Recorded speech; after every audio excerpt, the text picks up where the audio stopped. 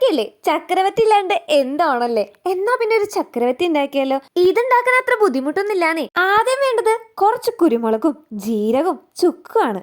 ഇത് ഓപ്ഷണൽ ആണ്. ഏത് അരി എടുത്താലും കുഴപ്പമില്ല.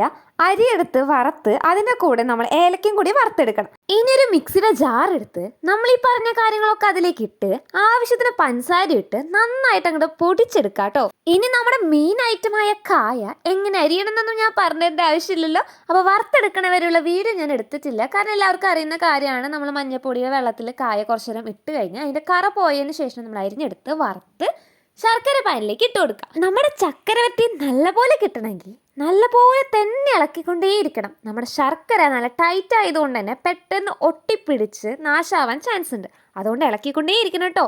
നമ്മൾ വറുത്തിട്ട് കൊടുത്ത കായ ചക്കരപ്പാനിയുമായിട്ട് യോജിച്ച് നല്ല ടൈറ്റ് പരുവാകുമ്പോൾ നമ്മൾ നേരത്തെ പൊടിച്ചു വെച്ച പൊടിക്കൈകളൊക്കെ ഇട്ട് കൊടുത്ത് നന്നായി ഇളക്കിക്കൊണ്ടിരിക്കുക കേട്ടോ. നമ്മുടെ ചക്കര ഉപ്പേരിയിലേക്ക് ഈ ഒരു പൊടിക്കൈയും കൂടി ചേർന്ന് അവർ തമ്മിൽ കൂടി യോജിക്കുമ്പോഴാണ് ചക്കര വരട്ടിയാവുന്നത്.